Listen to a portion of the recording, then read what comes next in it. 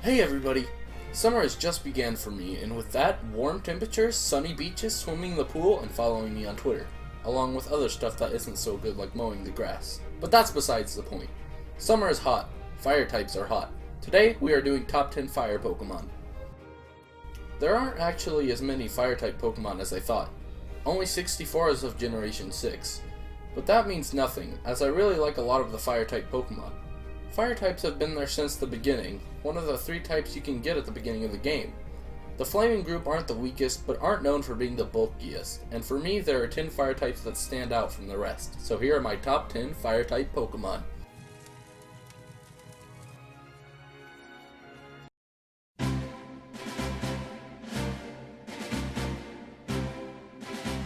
I really like Magmar. I actually think it's got a cool design despite whatever these are. It's a nice all-around fire-type Pokemon, and it gets some pretty nice coverage too. I can hear you typing in the comments right now. Why didn't you just put Magmortar in this list? To that I reply, because Magmortar is trash. I wonder what they were thinking. It's just like someone said Magmar needs an evolution, and then they designed Magmar, but with cannons. Okay, we have our new evolution. Anyway, opinions aside, Magmar is so cool that there are humans copying its hairstyle.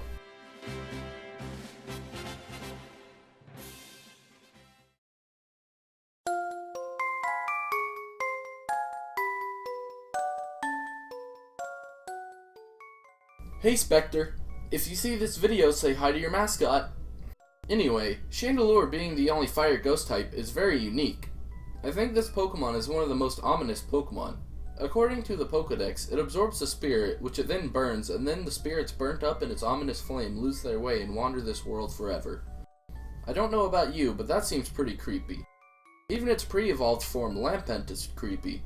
According to the Pokedex, it hangs around hospitals waiting for people to pass on. That's creepy. So yeah, Chandelure is creepy, but it's got a pretty cool design. The purple flames represent its ghostly feel, and that's where I feel its shiny form went wrong, although that doesn't change why I like it. Chandelure is another nice all-around fire-type Pokemon, with some good coverage and an amazing design, and that along with its spooky Pokedex entries is why I like it.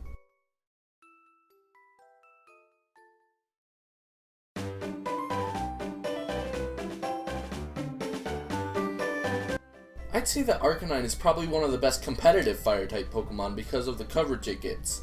Aside from ground types, Arcanine is pretty much not going to worry about anything. Grass types, Flare Blitz. Water types, Wild Charge. Rock types, Close Combat.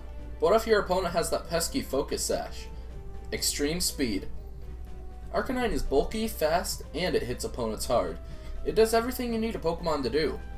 It even is called the legendary Pokemon in its Pokedex because at one time it was part of the trio that are the legendary birds, but Game Freak wanted them all to be birds. I think it definitely needs a Mega Evolution because it's getting overlooked by other Pokemon that do have a Mega Evolution.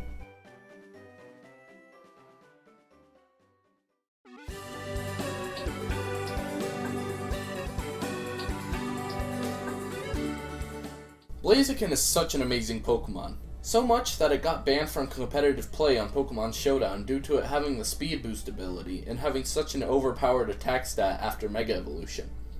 Quite possibly the best move Blaziken has access to is Baton Pass.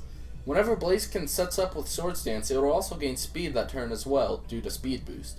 So using Baton Pass can switch a +2 attack and a +2 speed into any other Pokemon in the party.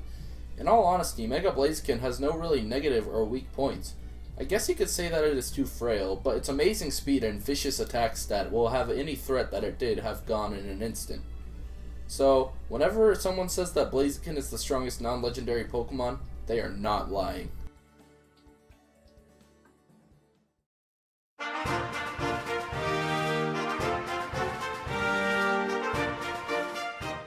Finnegan, appearing in yet another top 10, is probably the cutest fire starter in existence. It is based off the cutest fox ever, the Fennec Fox, after all. Other than Finnegan's adorable appearance, I really like how it acts in the anime. It's Serena's first Pokemon and it just feels like they have bonded throughout the X and Y anime. There's some really strong character development between Finnegan and Serena, and that's why I think the X and Y anime still holds up.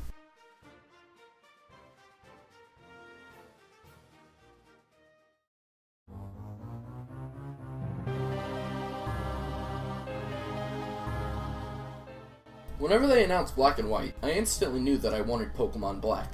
I just really like Reshiram a lot more than I like Zekrom. While Zekrom looks more masculine and wild, Reshiram looks more feminine and majestic, and that's what I like about its design. Not to mention, it is the only Fire Dragon type if you don't include Mega Charizard X. Since it has the Dragon type, it takes regular damage from Water type moves because Dragon type resists water. It also takes regular damage from Fairy types, a weakness to Dragon that is negated with the Fire typing. Reshiram's only real weakness is Rock, Ground, and Dragon types. Also, it's a dragon and it's on fire. Enough said.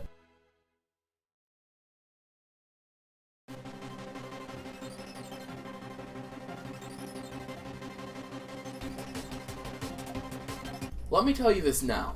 Despite this Pokemon being in 4th place, it was almost my #1 spot. I love Talonflame so much. From its design to its typing to its competitive use, Talonflame is really an amazing Pokemon. It's fast, strong, and it has the ability Gale Wings. What Gale Wings does is that it makes all flying type moves have priority, meaning they'll go first no matter what. In Pokemon X and Y, Talonflame is a breeder's dream come true. Its normal ability, Flame Body, makes hatching eggs faster, and you can fly to Lumio City without having to go to the box to switch out Pokemon.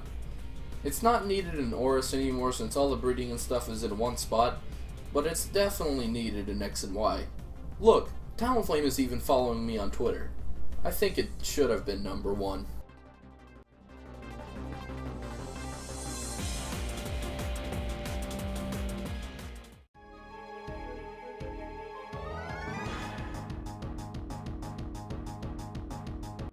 Infernape hits so close to home for me. It's the fully evolved form of my first Pokemon ever. I got a lot of my friends telling me the whole Chimchar line is bland, but I honestly don't understand why. Infernape just looks so amazing. It's an ape, which is awesome by itself, but put it on fire and you have amazingness. One of my biggest and best memories with Infernape, which I didn't say in my top 10 starters video, which you should go and watch by the way, it's pretty good. Anyway, one of my biggest and best memories with Infernape was the first gym, whenever I was training my Pokemon. I turned to my friend and I said, I wonder what level Chimchar evolves, and sure enough, right when I said that, it leveled to level 16 and it evolved. Infernape has even special attack and attack, which gives the option of various different sets on Infernape. If someone has an Infernape, you really never know what to expect, and that's something the competitive scene needs these days.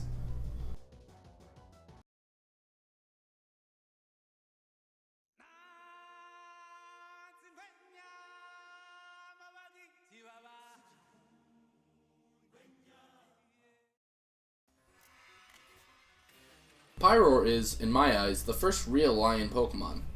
Sure, we got Luxray, but that wasn't one of those Pokemon that I instantly thought, oh cool, a lion. With Pyro I do get that feeling. I love lions, they are my favorite animal. Whenever I played through Pokemon Y my first time, I instantly knew I wanted to use Pyro on my team, but I had no idea where to find one. Little did I know that to the right of Chandelure City there's a route where Litleo are available. I found this out right at the end of the game. Another thing I like about Pyro is that the female version is more common than the male version, and that is how it is in real life Prides of Lions. It just sucks that Game Freak crippled Pyro by unnecessarily adding the normal type on it. Sure, it gives it immunity to Ghost, but it adds unneeded weaknesses. Putting that aside, my love for this Pokemon is 100% design based since I love lions. Pyro definitely would be my favorite fire Pokemon if it weren't for...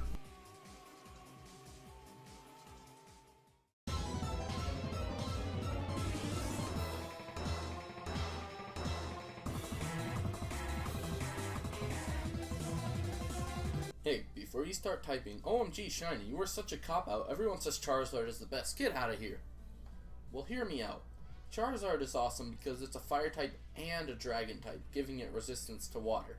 It's not a dragon type, you noob. Oh.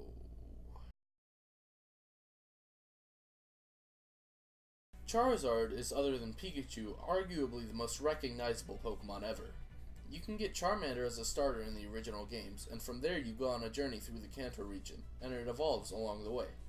It is easily the most challenging starter to use in the beginning portion of the game because the first gym is Rock, the second is Water, and if you have a fully evolved starter by the third gym, then it is weak to Electric as well. That, along with having to beat your rival Squirtle along the way, makes Charizard a challenge to use. But honestly, Charizard is my favorite fire type. It even has 2 awesome Mega Evolutions, including the Flaming, Blazing, Amazing, Strong, Mega Charizard Y. Ha, I got you there. Yeah, I just really think that Mega Charizard Y is awesome. I think that Charizard, a special attacker at heart, should just stay a special attacker. Mega Charizard X is a physical attacker, so outside of Mega Evolution, it's essentially useless. Mega Charizard Y, on the other hand, gets the ability Drought, powering up its fire-type attacks. Plus, it gets access to Solar Beam. See you later, water types.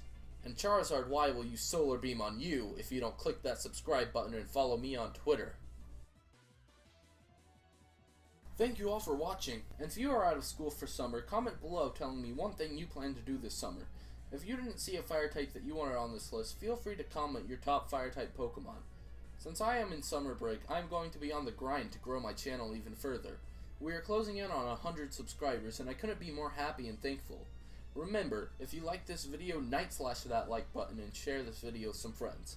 Have a great summer, trainers. I'll see you in the next one.